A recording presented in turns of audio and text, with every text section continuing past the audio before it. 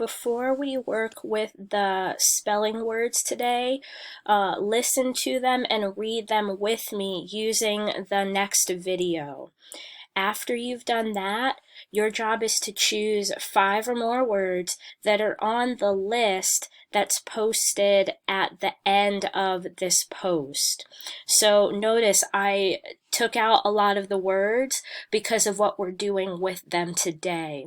Your job for the spelling words for today is to use the dictionary link below to find one synonym and one antonym for each of the 5 or more words you choose.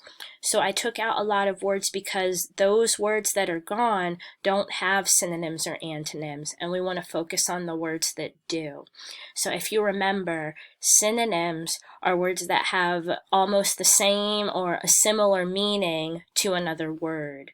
The antonyms have the opposite meaning of a word. So what you're going to do is type your spelling word from that list that you chose. Then you're going to type its synonym and its antonym into your discussion post. You're doing this for 5 or more of the spelling words that are on that list. Stay tuned for the next video because I'll show you how to do today's activity.